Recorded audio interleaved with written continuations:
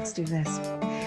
Welcome to season 1, episode 1 of Sweet Vegan Spills the Tea podcast. I am so excited to be doing this. I don't even have words to explain to you the level of excitement I'm feeling right now. And I also don't have words to explain to you what this podcast is exactly yet. But hang on. The reason is because this idea hit me so fast and so hard and with so much joy and excitement, but like zero hesitation and zero no feelings, which I am not accustomed to. So I decided this was a sign that I just needed to like dive right in all the way, right away, before I had time to question myself or what if myself or talk myself out of it. So here we are. And we are going to see how this project evolves together, which I think is pretty fun, right? It is. It's fun. I have so much to tell you and so much to share with you. And we are going to get into all of it, everything from gut health to mental health, hormones, nervous system, immune system, lifestyle hacks. I don't know, how to turn your favorite comfort foods that are maybe not very good for you into ones that are less not good for you, or maybe even are actually good for you, but still taste like they're not good for you know what I mean? That they still taste good, but they're great. They'll be your new favorite comfort foods. That's what I'm saying. And we are going to dig into like everything nutrition, health, plant-based, lifestyle, you name it. We're going to go there, but not today. Today, I just wanted to introduce myself. I just wanted to tell you who I am and what I do and why. So, I am Jennifer June Chapman. I am a holistic nutritionist. I am a studying Nutratherapy practitioner. I am studying natural medicine. And I am also a comedian and a singer-songwriter and a writer and the mother of 3 incredible, brilliant, beautiful young women. And I'm pretty sure all of those things kind of came together to contribute to whatever this is. And we will unpack those things as we go, but not today. I was vegetarian when I was 18 and continued to be vegetarian until 2009, 2010, like right the holiday season. So over Christmas and New Year's kind of thing. When I got terribly sick. I was rushed to the hospital. I had, I think, 12 or more blood transfusions, really high doses of steroids. I was in the hospital for several weeks. I was in like quarantine because my immune system was so compromised. The doctors told me that they didn't think that I was going to live and I should probably somehow get my affairs in order from my hospital bed. And I had 3 young, preteen and teenage daughters at home. And it was terrifying. It was so incredibly terrifying. And what was also scary was that when I left the hospital and asked the doctor why this happened, they told me they didn't know. So what happened was I had autoimmune hemolytic anemia, which means that my immune system decided to start killing off my red blood cells. This is an autoimmune disease, and the doctors weren't sure if I had maybe had a virus and my immune system attacked that, but then moved on to my blood cells and started attacking that, like just got overexcited and just started like, attacking everything. Or if there was an underlying condition that created this problem, if it was totally idiosyncratic, they called it, which to me just meant we don't know why this happened and it may happen again at any moment. Sorry, good luck. So it made knowing what to do to prevent this from happening again, really difficult. And even when I asked them, they said, just don't smoke, eat well, exercise regularly, and eliminate stress from your life. So I actually was exercising regularly, had already quit smoking ages ago, and couldn't just eliminate stress from my life. I don't think the average person can, but also I was a single mom with 3 kids working at a homeless shelter. So there would be no like just elimination of the stress in my life. There was certainly some tools acquired for managing some of that stress, but no elimination of it, that's for sure. I thought I was eating really well. I was a vegetarian, and I sort of did pride myself on how healthy we ate, and we weren't like junk food family. We didn't do the drive-ins or any of that kind of stuff. But when I got home and started researching autoimmune diseases, specifically the one that I had, but also like lupus at first, because my rheumatologist was convinced that I had lupus for many years. And then finally her diagnosis was your lupus C ish, because one of the markers was I don't really remember how it works. But the thing is, on my sort of recovery journey, during the immense amount of research that I was doing, I was led down this path of like learning about inflammation and learning about our nervous system and learning about our digestive system and learning about how much every single part of our body, inside and out, is affected by nutrition. And since the doctor told me that regardless of whether or not I officially had lupus or any other autoimmune disease, that it really didn't matter what the name of it was, because most autoimmune diseases are not treated, by the name, but by the title of it. It's the symptoms that are treated. So they can't actually do anything about most of them until you're already affected by it.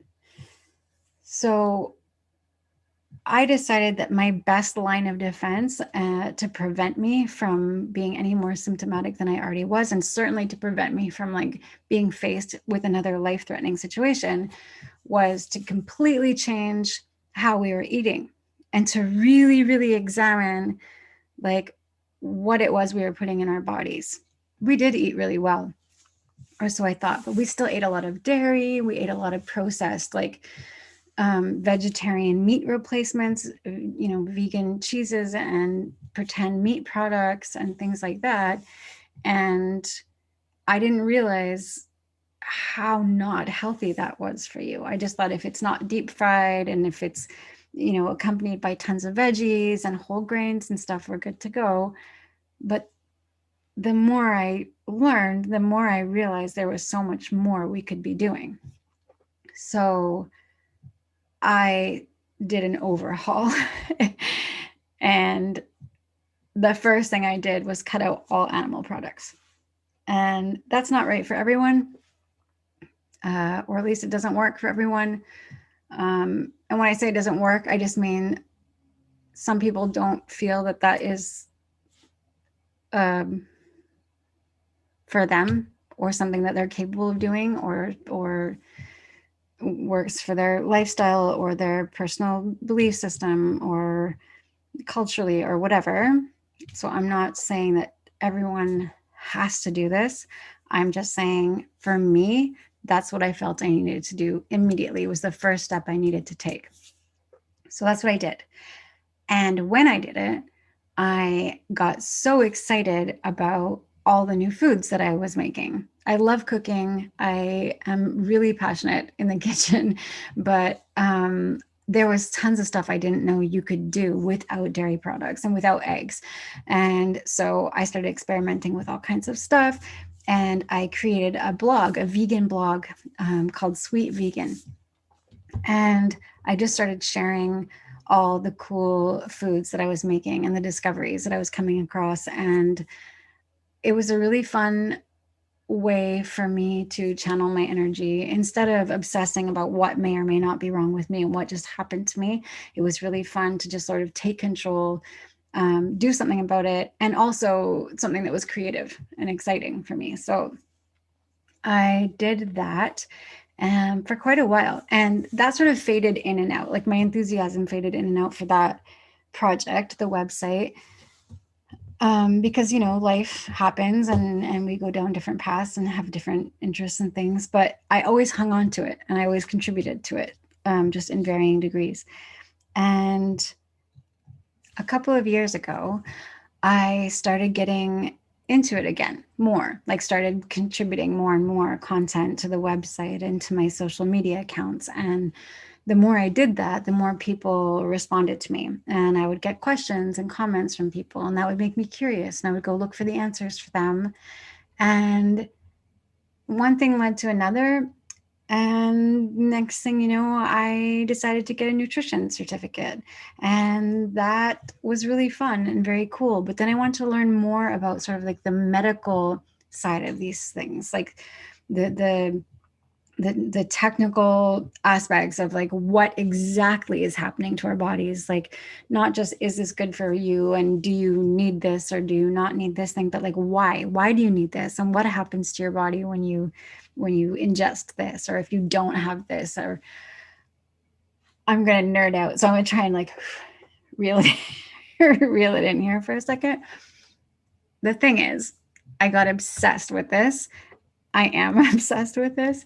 But this then led me to decide to become a holistic nutritionist, to become a Nutratherapy practitioner.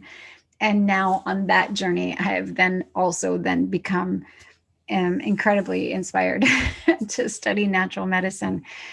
I am just so fascinated by how every single thing you put inside your body affects absolutely every part of your body, mentally, physically, and otherwise, if there is an otherwise. And that is how I got to where I am now.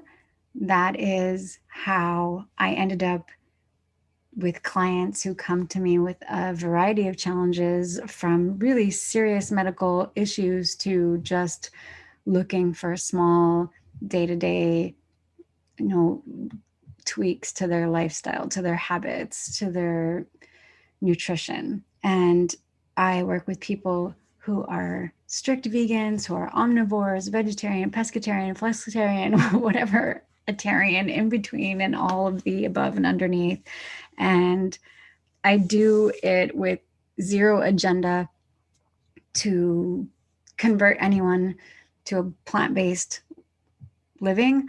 I'm just there to help people achieve whatever their goals are. So, as I said, I work with plenty of clients who are omnivores and have no interest in becoming strictly plant-based, but just need some help introducing more whole foods to their diet or more plant-based foods to their diet so they can overcome whatever health issues that they're experiencing, and so on.